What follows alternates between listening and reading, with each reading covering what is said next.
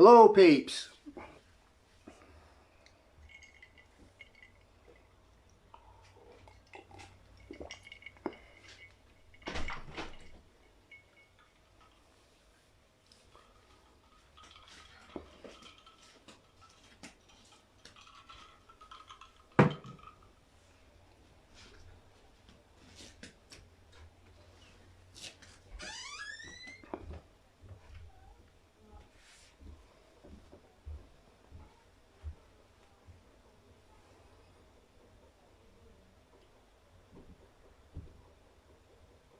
Hello. Hello, thanks for joining. How you doing? You okay? Hello. How you doing, Ash? You alright, bud? Nice to see you, mate. Nice to see you. Nice to see everyone. Please share it into all the groups.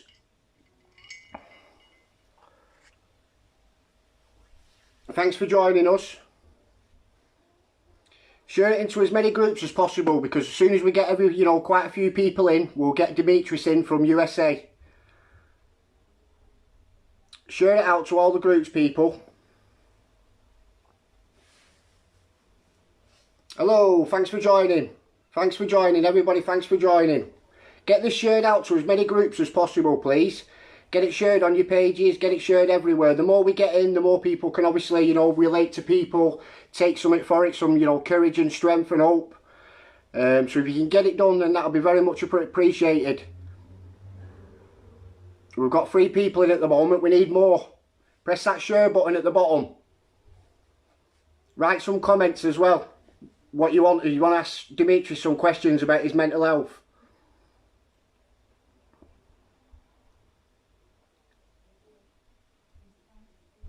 Let's get it shared, people. Write in the comments who's joined. I can't see who's joined. There's 3 in at the moment. Let's get this out to as many groups. We need to get as many people in as possible for Demetrius to join us. Come on, peeps, get it shared. Nice to see you all. Hi, Demetrius. Nice to see you, mate. I'm going to get you in soon, pal. I'm just trying to get as many people in as possible. Demetrius, if you can write in the bottom there, has it come up where you can share, where you can join? Hello, peeps. Thanks for joining.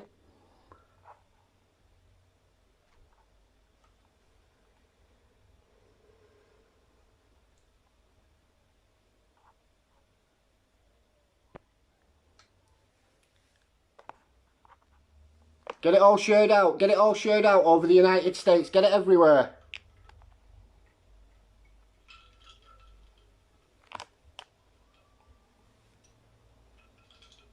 Get it shared out to all the groups, peeps. Get it all shared out. Come on, get this shared out everywhere. Do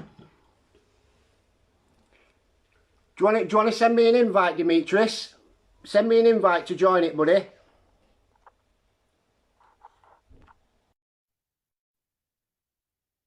Hello, peeps. Thanks for joining. Thanks everybody for joining. Get it shared out to all the groups so we can get basically.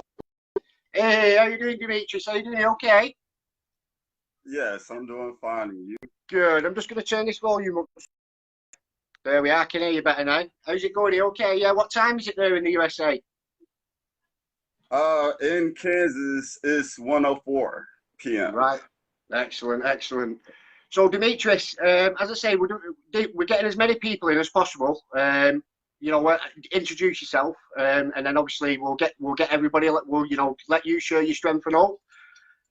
Once this is all done, it'll go onto our podcast and it'll go onto our page, and then obviously it'll be spread out, all over the world, and hopefully it'll encourage people to obviously step up, speak up about obviously their strength and hope and how they've, dealt with mental health throughout the years, and how they're coping with it today, really.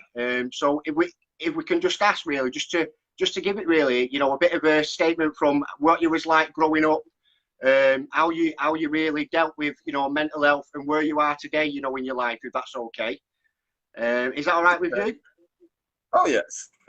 Excellent. I appreciate it. So if we can get this shared out to as many people. Hiya, Peter. Thanks for joining us, Peter. if you could basically get this shared out all over Canada, get it shared out all over the USA and England, that'd be very much appreciated, because the more people this reaches, the better for ourselves, and obviously we can help lift that stigma on mental health. You know, and people will come forward and speak up about how they, you know, how they cope with it.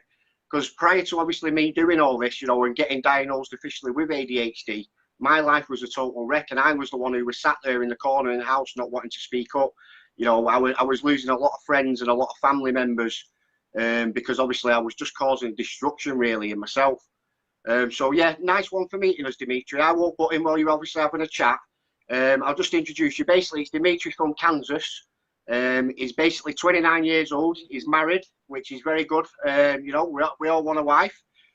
He's got 5 children, and he deals with, you know, mental health on a daily basis. So over to you, Demetrius. Welcome to Learning to Cope with Mental Health Disabilities. Thanks. All right, and thank you for having me. What you're doing, before I start, what you're doing is very phenomenal. And with a lot of the mental health groups all over, everybody's mental health journey starts differently. I know particularly with mine, as a kid with the culture that I grew up in, there was no mental health. There was no, oh, you're reacting this way, you're diagnosed. It was just more of, you know, get over it, you know, get through it. And yeah, I got to a point where it was different for my situation because I lived for years with mental health, never got diagnosed. So a lot of times people that don't understand mental health, it was just one of the things of, well, we always knew you was crazy. We always knew something wasn't right with you. And that's how everybody left it. It wasn't until I started having complications and I knew something wasn't right. And that's when I went and got diagnosed. And I was diagnosed with major depression, PTSD, panic disorder. And for a lot of people, I saw how, in a sense, I look at it, how people have lived for years with like terminal diseases like cancer. And they've lived with this for years. And it wasn't until the moment that they realized they had cancer that you saw a lot of cases where the person digressed. And that's kind of how it was with me when I got diagnosed, because it was something where you can no longer say, oh, well, we kind of thought it, like I knew it. And I didn't know how to take it. So then it just came up to developing the perception that I know mental health is going to be a part of my life for the rest of my life. But just because it's a part of my life doesn't mean that it has to control my life. And then I see that there's a lot of people who mental health in a lot of areas, people, they don't understand it. They don't understand the difficulties that a person goes through on a daily basis. And in a lot of circumstances, you know, you can find yourself in a situation where, oh, well, I would have reacted this way. And the person with the disability could be like, you know, I wanted to react differently, but just because of my disorder, I acted off impulse, or I did something differently. And a lot of people, it's foreign to them. They don't understand, they don't comprehend. So a lot of times I see that a lot of people who are suffering, we kind of conform into this little box. We kind of isolate ourselves, and it's like nobody understands exactly what we go through, what it takes to just get up in the morning. You know, a lot of people in the world, it's a routine. They get up in the morning, they take a shower, they get dressed, they start their daily activities. A lot of people don't understand that being diagnosed, you might get up in the morning, you don't want to get up.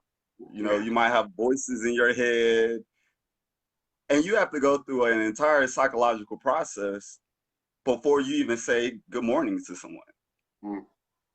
And having to deal with that and not understand, no, they're not going to react the way that you expect them to react.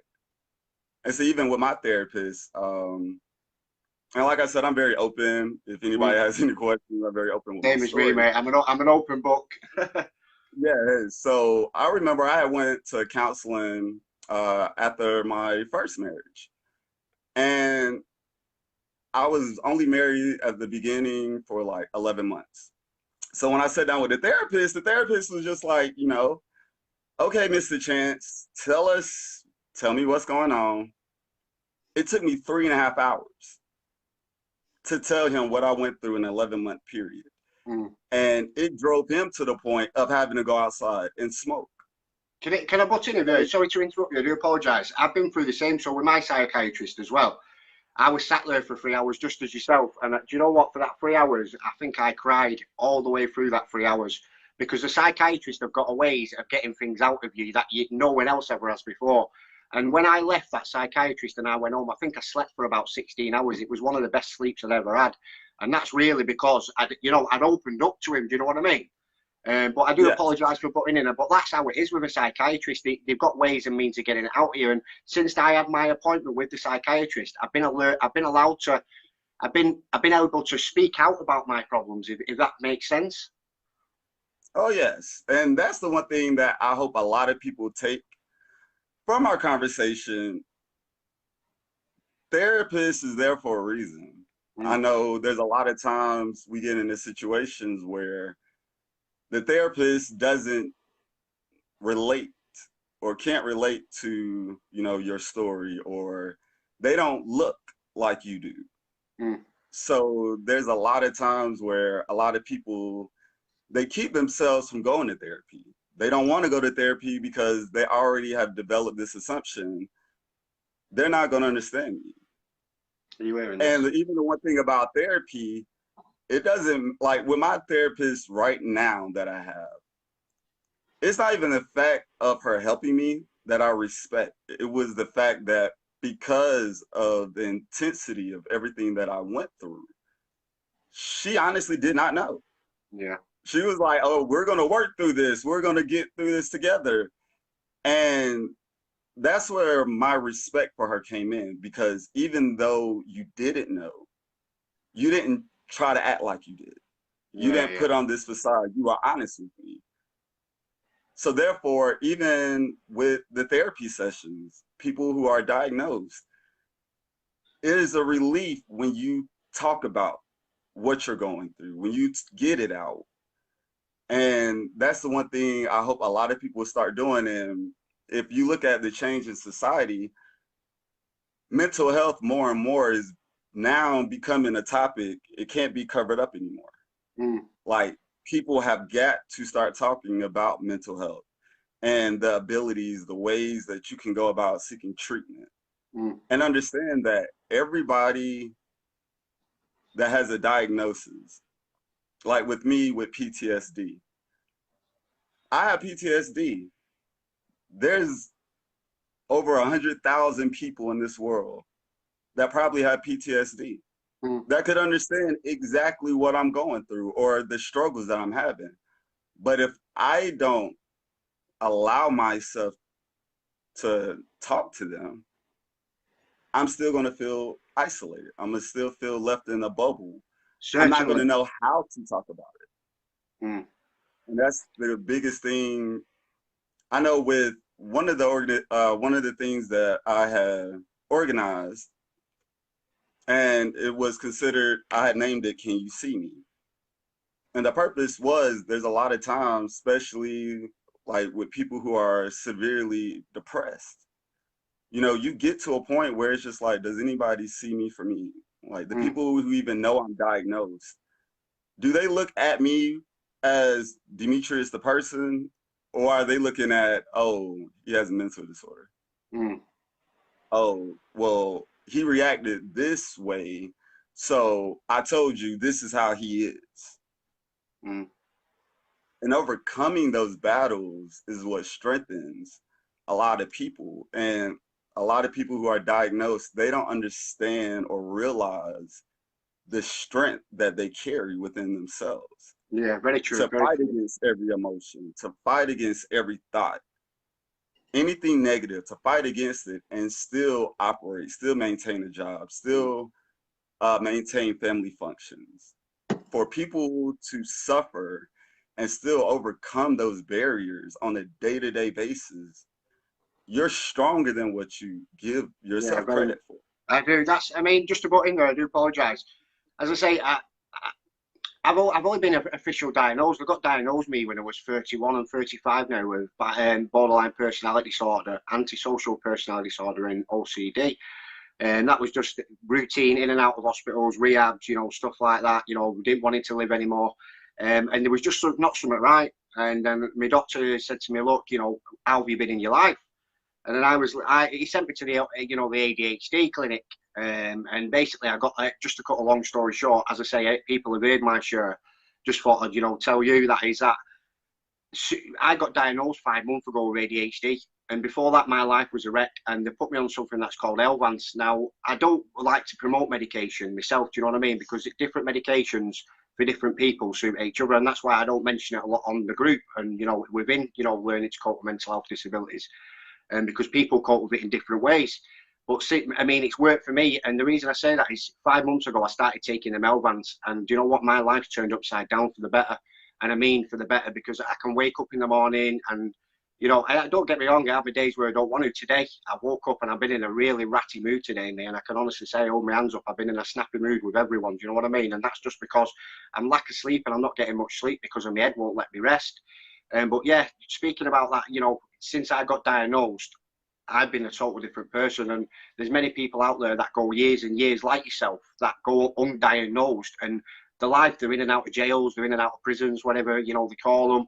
They're causing mischief, they're losing family members like myself and everybody else. And there's not enough people out there that are promoting, I won't use the word promoting really. You just getting the word out there about mental health, you know what I mean? And that's why I sat down one day and I thought to myself, do you know what? I'm in an okay place myself today. So I thought, and that just the word learning to cope with mental health disabilities come out of my head, and I just thought, do you know what? I'm going to put a group, and without. I never knew it was going to take off as it did, and that's me being honest. And it has, it's took off, and I'm glad people have got on board with it.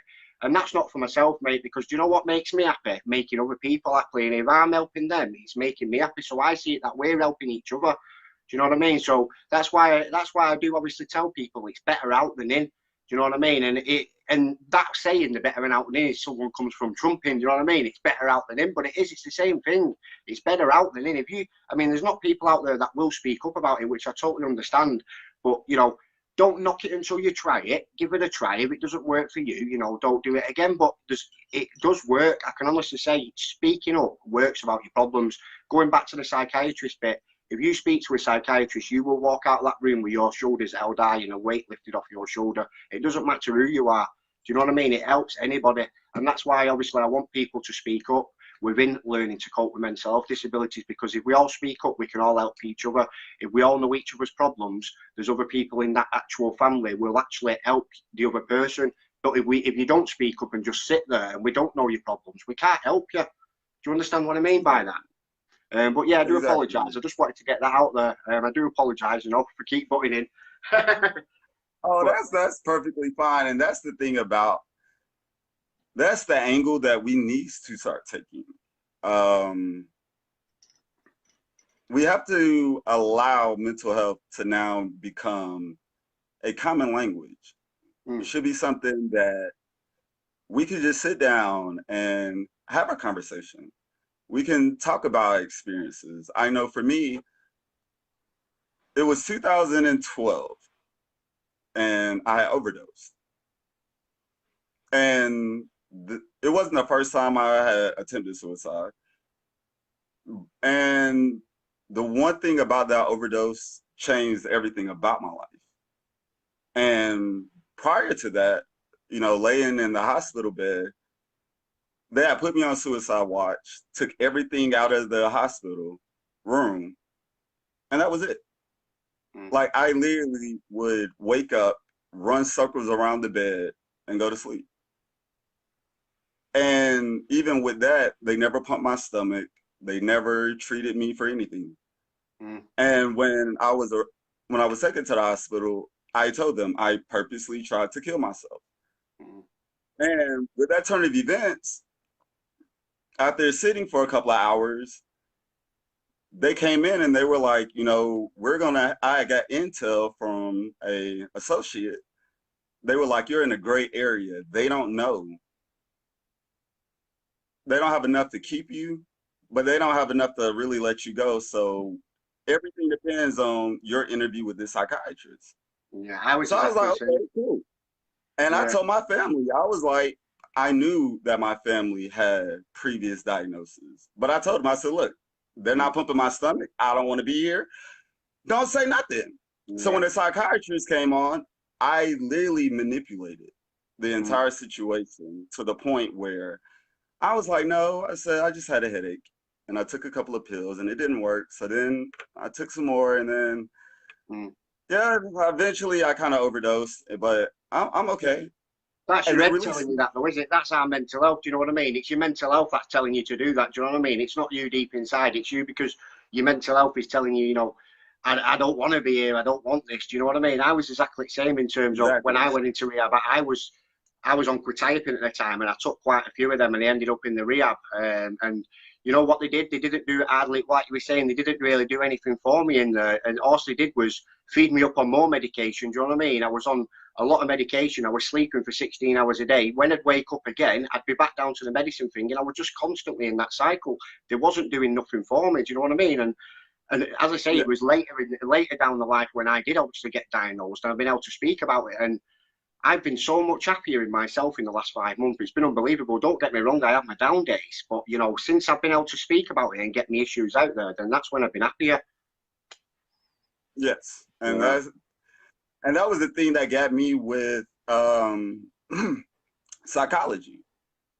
And with that particular event, I was like, you know, I was brought into this hospital and I know they have to document everything that I said. So I know that you have documentation of me saying that I tried to kill myself on purpose. But then I was able to manipulate to where you just thought I had a headache. Mm. And that's what got me involved in starting to research psychology. And with psychology, I started studying things like abnormal psychology that talks about the mental disabilities. And with just that independent study, when I did eventually get diagnosed, I had prior knowledge of how psychology works, how does the mind work, how does it manipulate. So then with every diagnosis, I had to study it. Exactly what is Mm. PTSD? Exactly what is borderline personality disorder? What is major depression? What are the Mm. differences? And that's one of the biggest things. We have a lot of people who feel, oh, they could literally be suffering in depression, but they say it's not that bad. Mm. I know people who are worse. There's Yeah. people out here that understand how difficult this process is. This is not Mm. one of the things where you could just say a couple years down the road, oh, I had a mental disability and I'm done with that. No, Yeah. sometimes these disabilities, they become a part of your life for the rest of your life. Yeah. It's a And bit you have like, to learn to accept it. yeah, it's as I say, you're in recovery for the rest of your life. Do you know what I mean? It's not a quick fix. It's not something that you're going to have a mental health like depression. A lot of people think, oh, I'm depressed, and then they're having some medication, and a couple of months later they're going to be all right. It's not like a flu or a cold or something like that. Do you know what I mean? It's something that's going to be there with you for the rest of your life, and it's always going to be at the back of your mind. And I totally agree with you on that, 100 million%. Mm. Yes. And that's the one thing I learned even just as a leader, as just growing up. No matter what you're going through, you're going to always have people who they're not at that point where they're okay about telling what they went through. I know when I first came out about being molested as a kid, back then I wasn't about to tell nobody. I know Mm. I didn't want people, even though I was picked on, the people who didn't know, I didn't want to say that because then people are look at me funny. And Mm. even though Yeah. I was technically the victim, who's going to believe me? And Yeah, see, definitely. ideology carried over to even being diagnosed. Like before I even got to the point of being able to tell my story, there was a lot of times I was just like, who cares? Mm. Like, who are you for anybody to care about your story? Like we all go through. But then taking that leap of faith, being able to speak out, then you start to hear other people, oh, I don't even know you, but I was inspired. Yeah. You know, the way that you did X, Y, and Z, it encouraged me to do this in my own way. So it was like, and that's the one thing I want people to really take from. And even if you don't have a mental disability, everything that you go through in life, there's the opportunity for you to learn. Mm. And you never know the things that you learn from the situations that are put into your life to teach you a lesson. 5, 10 years later down the road, you might meet someone who's in that exact same place. Yeah. And it's a big difference from saying, and especially with those that are diagnosed, it's a difference when a person says, oh, well, I read about your diagnosis and, you know, this interview says that this is how you act. There's a big difference from, you know, I Yeah. suffer from major depression. Definitely. Well, you know, I can't understand what's going on. Okay, well, this is possibly what's going on. Mm. And then when you have those little conversations and you have the people who really take it to heart, it inspires them. Okay, I want to tell my story now. Mm. And then that person inspires someone else. Yeah. I was That's on how a, we sorry to started. put in again, as I say, I do apologise. I was on an ADA, as I say, I don't just stick with learning to, you know, cope with mental health disabilities. I flutter all over the, you know, the mental health sites all over, you know, social media. And I mainly go in the ADHD one, see whether I can gain some, you know, gain some knowledge really for myself, you know, obviously, because I don't know everything. I don't know nothing. I'm learning every day about my illness. Do you know what I mean? And Yes. I put a bit of a copy and paste thing off Google. And I understand there's different things now. Basically, what I copied it into this ADHD group, and basically, I got loads of nasty comments, very nasty comments, and this was just off Google, off a company from, it was an American-based actually company who deal with ADHD, and they was basically, it says on this statement that I put in about ADHD is a neurological disorder, which yeah, it is. I totally understand it's neurological because it's all about your transmitters in your head. Now, it's basically, I feel myself, it's under mental health. It's a mental health disability. Now, I copied and pasted this script onto an actual page, and I got that much abuse in there. They're all ADHD, by the way, and there was all like to me, no, it's not neurological. And I come out of that group after, I tell you, there was arguing with me, and I thought, you know, I don't need all this. I've come here to try and, you know, help people out and try and tell them a bit that I've read and stuff like that, and I was just getting abused. So I come out of it, and you know, I sat back and I thought, do you know why I feel? Do you know why I know it's a mental health disability? And it's because I've come to terms with my own illness. I've come to terms with my own disability that I've got, and I feel the people in that group have not come to terms with their illness. They don't want to see it as a mental illness. They don't want that. It's just something that you actually got. Do you know what I mean? And this is why I don't mind having a mental illness. It's who I am. It's who I am today. Do you know what I mean? As I say, a couple of years back, yeah, as I said to you, fire off. Do you know what I mean? I've not got this. I've not got that. It's everybody else. You know what I mean? It's not me. But I've come to terms with it now, and that's what I mean. I want people to come to terms with their illness and be able to speak out and speak out loud, but speak out proudly about it as well. Do you know what I mean? If you can lift your head up and walk down that street proud, thinking, yes, I have got a mental illness, but people have got to take me as I am or not at all, and that's the way it's going to be. Do you know what I mean? And that's as I say, I just thought I'd get that across, if that's all right. Oh, yes, yes. And yes, I 100% agree. Mm. And honestly, that's exactly some of the things that I did. Like when I first got diagnosed, and I didn't realize it until after the fact. But it didn't matter who I was talking to.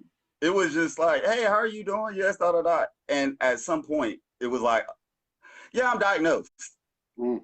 It became so repetitive that I had to sit back and I was like, why is it that every single time you talk to someone, you have to bring it up? Even if Mm. they don't ask, you bring it up. And then I had to actually take time within myself to say, you know what?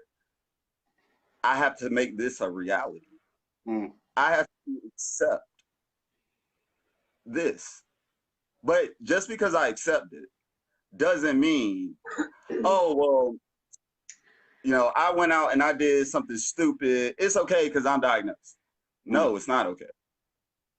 But you have to come to grips. Once you accept the fact that you have a mental disorder, once you really take time to look within your, that's when you start your healing process. Okay, I know I'm diagnosed with this. What can I do to help? And understand that a lot of times we're looking out and we're trying to help people who are diagnosed. I don't expect for you to take in every single word that comes out my mouth. That's impossible. Yeah. And that's the thing. Like, a lot of people, they see something online and they'll try it. It doesn't work. Then they'll try something else. That doesn't work. And then they'll stop. No, take little bits. And even with me as a leader, I tell people, don't follow everything I say word verbatim. But take those little details, those little things that I say that you can apply to your life to make it better. Use those little techniques. Start small. You can't just, oh, everything's going to be completely turned around by tomorrow. No. Baby steps, baby steps. Babies, exactly. You have to take baby steps, and you have to, every mental health advocate and every person that's diagnosed with mental health is not going to be on the platform. You don't have to go Facebook Live or go on the news or have articles written about you. That's not where the impact comes in. When you have those intimate and they express, you know, their difficulties. And then you being able to express that, you know, I might not understand everything about your difficulty, but I have my own troubles. So maybe that starts a line of communication. And, you know, we're in a society now where everybody wants to unite. Everybody wants everybody to unite. But then when you're looking at the basis of unity and uniting, are you actually taking that extra step? Are you really wanting to have those conversations? And that's, like you said, it's about the acceptance factor. You have to accept the fact that this is a disability. I had before I got diagnosed, I've always done it. See, with me, I used to do drugs, you know what I mean? I used to do stimulant drugs, so I'm not proud of it, anybody that's watching, you know what I mean? That's something definitely I'm not, and I can honestly tell you no longer today, I don't take any drugs whatsoever.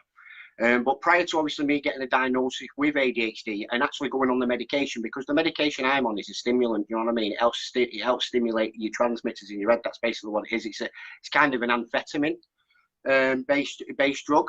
And prior to that, I mean, even speaking from about 15-year-old up until about 30 odd, you know, I was actually, you know, dabbling in substances, but they were stimulants.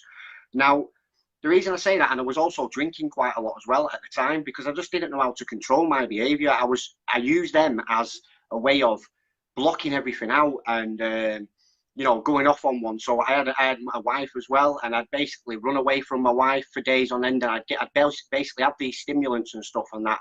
But people thought I was just going out on mad benders just to go out and do what I wanted to do and do it Andrew's way, do whatever he's always done. And it wasn't deep in my mind. I couldn't really speak to anybody about it. It was really to release that pressure in my head, because in my head, it's like a washing machine on fast spin constantly all the time. It's like being in the 5th lane of a motorway, mate, and I'm constantly on one. And the way I can release that pressure is about going away on my own, getting off my head, which I'm not proud of because I don't do it anymore. I just want people to know that, but it's just the way I coped with it. And I just went on mad ones. And you know what, since I can honestly say, since I've got that diagnosis, and I don't keep going back to the diagnosis because everybody, you know, it's not just about the diagnosis, but it's about going on the right path as well.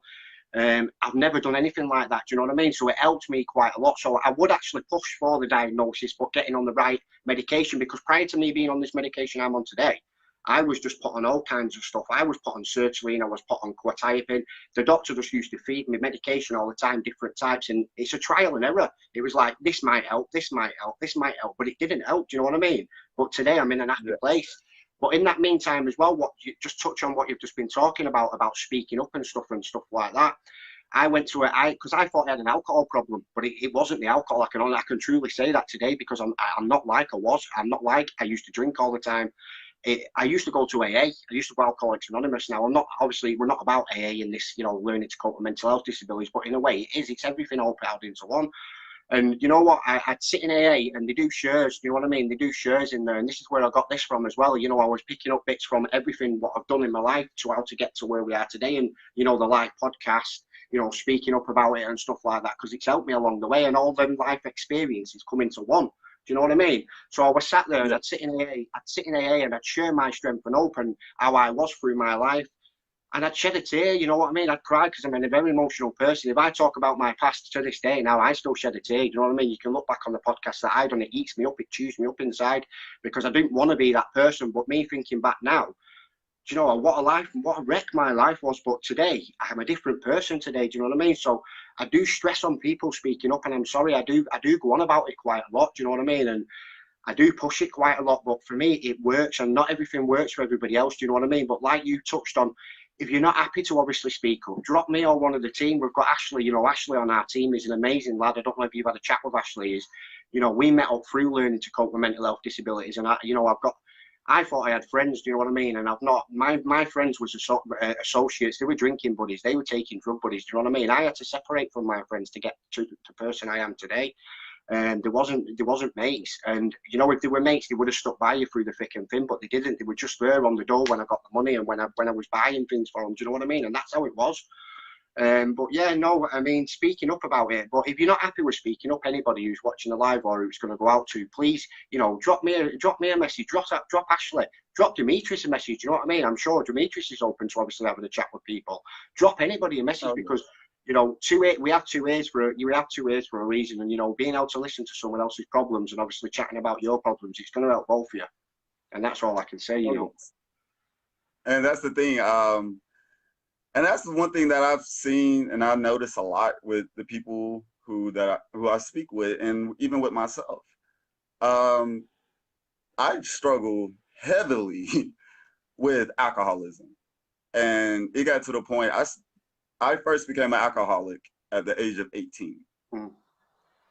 And going to my psychotic break in 2016, I was actually just on the phone with a friend. He was actually like a little brother to me. And he told me, he was like, the one thing about everything that you went through, you learned to disassociate yourself from the emotional aspect of it.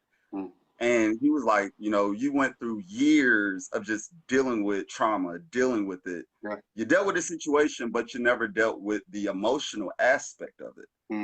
And at that moment, everything from that I had went through hit my mind at one time. And it threw I went from suicidal ideology to homicidal ideology. It was the scariest moment of my life. And I remember I kept drinking. I think I drank like maybe a little less than a gallon of alcohol that one particular day. And I remember going to my mom and I was just like, I just want to go to sleep. And I was like, my mind is racing so heavily right now. I just want to go to sleep. And I drank myself to sleep, and it continued the alcohol. After I overdosed, the alcohol, to me, I was just like, I use that as an excuse. Yeah, I agree with you on that. I use that as an excuse as well, to be fair. It was just so much, I totally agree with you. I think it's the same. Yeah, and when I would have panic attacks, I would drink, the panic attack would go away. So I allowed that to be the excuse. And that's the one thing with everyone. The moment that you can fully accept your diagnosis is the moment that you stop making excuses for them. Yeah.